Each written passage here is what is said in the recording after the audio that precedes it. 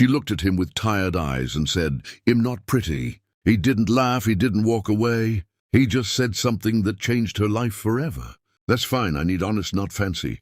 In a world where everyone chases beauty." One cowboy chose truth, but what happened next? No one in that town ever expected. Stay till the end, because this story will change how you see love forever. The land stretched farther than most people could see, and farther than most people cared to understand, because it was not a place that welcomed comfort. It was a place that tested you, the kind of place where silence was louder than any crowd, and where a man either learned to endure or he disappeared without anyone noticing. Cade Mercer had chosen to endure, not because he wanted to, but because he did not know how to do anything else anymore. Every morning he woke before the sun, not out of discipline, but because sleep never held him long enough to matter. The past had a way of slipping into his dreams and dragging him back into memories he never asked to keep. So he worked. Instead, he worked until his muscles burned and his hands cracked, and the ache in his bones drowned out everything else. The ranch was not just his livelihood, it was his escape, his punishment, and the only thing that made sense in a world that had once taken too much from him. People in town spoke about him in low voices. They said he was a man who had forgotten how to feel. They said he was distant, cold, unapproachable, but none of them had ever stepped onto his land long enough to understand that he was not empty. He was simply full of things he did not know how to say. The day Elira Voss arrived was no different from any other. At first, the sky was pale, the wind dry, and the air carried that familiar stillness that came before the heat settled. Cade was fixing a broken fence near the far end of the property when he saw movement in the distance. A small figure walking slowly but steadily along the dirt road.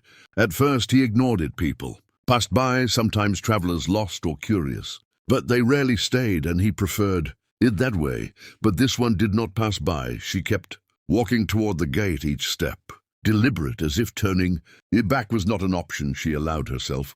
Elira Voss had learned long ago that hesitation only made things harder. She had been turned away from too many doors, heard too many versions of the same rejection. Sometimes it was spoken kindly, sometimes it was not, but it always carried the same message that she was not enough, not pretty enough, not charming enough, not worth the trouble. She had stopped expecting kindness. She had stopped hoping for it. Too, all she wanted now was a chance, a place where effort mattered more than appearance, a place where she could exist without being measured against standards she had never asked for. By the time she reached the gate, her legs ached and her throat felt dry. But she did not slow down. She pushed the gate open and stepped inside, like someone who had already decided she would not leave without trying. Cade watched her approach, his expression unchanged, but his attention sharpened. There was something different about her, not in the way she looked, but in the way she carried herself. She did not walk like someone expecting help. She walked like someone prepared to be refused, but willing to ask anyway. When she stopped a few steps away from him, she adjusted her grip on the small bag she carried and met his eyes for just a second before speaking. Her voice, quiet but steady, she said she was looking for work, any kind of work she could clean, cook, fix fences, tend animals. She would do whatever was needed. She just needed a place to stay. Cade did not respond immediately. He studied her in silence, taking in the details. Others might overlook the faint scars on her hands, the dust on her boots, the tension in her shoulders, like she was bracing herself for disappointment. She hesitated, then added softly, almost like a reflex, "I'm not pretty." The words hung between them heavier than they should have been, as if they carried years of being told the same thing in different ways. Cade frowned slightly, not in judgment but in confusion, as if he did not understand why that mattered. He leaned back against the fence post, his voice calm and unhurried. "That's fine. I need honest, not fancy." Elira blinked, caught off guard, not by the words themselves, but by the way he said them, like it was obvious, like it should have always been that simple. For a moment she did not know how to respond. She had prepared herself for rejection, for polite dismissal, even for ridicule, but not for acceptance. That came without conditions. Kate straightened and nodded toward the house. "You can start tomorrow if you were still here." That was it. No long speech, no unnecessary questions, just a decision made and left as it was. Elira stood there for a second longer, as if waiting for him to change his mind, but when he didn't, she let out a breath she didn't realize. She had been holding and nodded once. "I will be here." That night she slept in the small empty room at the back of the house. The bed was simple, the walls bare, but to her it felt like something more than just shelter. It felt like a beginning she was not sure she trusted yet. The next morning she woke before dawn, not because she had to, but because she wanted to prove something. Not to Cade, but to herself. She stepped outside into the cool air and looked across the land that was now part of her life, whether temporary or not. Cade was already awake, working. Near the barn he noticed her, but said nothing, simply handing her a set of tools and pointing toward a section of fence that needed repair. She nodded and got to work. The hours passed slowly, at first her hands unfamiliar with the rhythm of the work, but she adapted quickly. She paid attention, learned from observation, and corrected her mistakes without complaint. She did not ask for praise, and she did not expect it. Cade watched from a distance throughout the day, not hovering, not interfering, just observing. He had hired people before, and most of them had not lasted long. They complained about the heat, the work, the isolation, but Elira did none of that. She worked quietly, steadily, like she had something to prove, but was not asking anyone to acknowledge it. Days turned into weeks, and something shifted, not just in the routine of the ranch, but in the space between them. Conversations were still rare, but they were no longer necessary. Understanding grew in small exchanges. A nod, a shared task, a moment of silent agreement. Elira began to notice things about Cade, the way he avoided unnecessary interaction, the way his gaze lingered on the horizon, like he was searching for something he knew he would never find. She saw the loneliness in him, not as emptiness, but as something deeper, something shaped by loss. And Cade began to notice things about her too. The way she never wasted time, the way she fixed things before they became problems, the way she carried herself with quiet determination, despite the doubt she tried to hide. One evening, after a long day of work, they sat outside as the sun dipped below the horizon, neither speaking for a while. The silence, comfortable rather than heavy. Elira finally spoke, her voice softer than usual. "Do you ever get tired of being alone?" Cade did not answer right away. He considered the question carefully before replying. "I got used to it."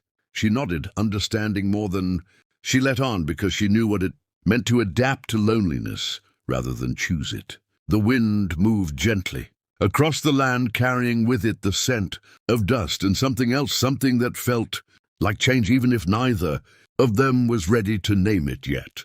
For the first time in a long while, the ranch did not feel like a place of survival alone. It felt like something that might become more. The days no longer passed in the same quiet emptiness they once had, because something had shifted in ways neither Cade nor Elira fully understood yet. The ranch still stood the same. The land still stretched wide and unforgiving, but the silence that once felt heavy now carried something warmer, something alive, like it was no longer pressing down on them, but moving with them. Elira had stopped counting the days since she arrived, because for the first time in her lifetime was not something she was trying to survive through. It was something she was living inside of, and that difference changed everything in small ways she did not notice at first, like how she no longer avoided looking at her reflection in the window, or how she spoke without rehearsing her words in her head beforehand. Cade noticed these things. Even if he never said them out loud, he noticed how her shoulders no longer carried that constant tension, how her steps were more certain, how her voice did not fade at the end of every sentence, like she expected to be dismissed before she finished speaking. The ranch had become something shared not just in work but in presence, And that was something Cade had not allowed himself in years, because sharing meant risking, and risking meant remembering what it felt like to lose. One morning the sky was overcast and the air felt heavier than usual, like the land itself was holding its breath. Elira was working near the barn when she heard the sound of a truck approaching from the distance. It was not a common sound out there, and it immediately set something uneasy in motion inside her. Cade stepped out from the house at the same time, his gaze sharp as he watched the vehicle come closer. It was not just anyone passing through, it was deliberate. The truck stopped near the gate, and 3 men stepped out, their presence loud in a place that had grown used to quiet. They carried themselves with confidence that leaned too close to arrogance, like they believed they already owned whatever they came for. Elira wiped her hands against her clothes and stood still, watching as Cade walked toward them, his movement steady, controlled. The tallest of the men spoke. First, his voice carrying easily across the open space. He talked about land, about opportunity, about expansion. He spoke like everything had a price, and like he already knew what that price would be. Cade listened without interrupting, his expression unreadable. But there was something in the way he stood that made it clear he was not interested. Elira stepped closer, not because she was told to, but because she chose to. She listened carefully to the conversation, and when she realized what they were suggesting, that they wanted to buy part of the ranch to build something that did not belong to the land, something that would strip it down and reshape it into profit, her chest tightened. She spoke before she could stop herself, asking what would happen to the rest of the land, what would happen to the animals, to the work that had already been built there. One of the men glanced at her briefly before letting out a short, dismissive laugh. Like her voice carried no weight, he brushed her aside with a careless tone, saying it was not her concern. For a split second, that old feeling returned, the one that told her she was small, that her words did not matter, that she should step back and stay quiet. But before it could settle, Cade spoke, his voice cutting through the moment, sharp and certain. She works here, which means you speak to her with respect or you leave. The air shifted instantly, the arrogance of the men faltering, just slightly, as they realized they were no longer in control of the conversation. Elira looked at Cade, surprised, not just by what he said, but by how quickly he said it, like there had never been another option. The men tried again, pushing harder, offering more, talking faster, but Cade did not waver. His answer remained the same, simple and final: no. Eventually they left their truck, kicking up dust as it disappeared down the road, the quiet returning slowly, like the land was reclaiming itself. Elira stood still for a moment longer, her thoughts tangled between what had just happened and what it meant. She turned to Cade, her voice quieter. Now, why did you do that? Cade met her gaze without hesitation. Because you matter here.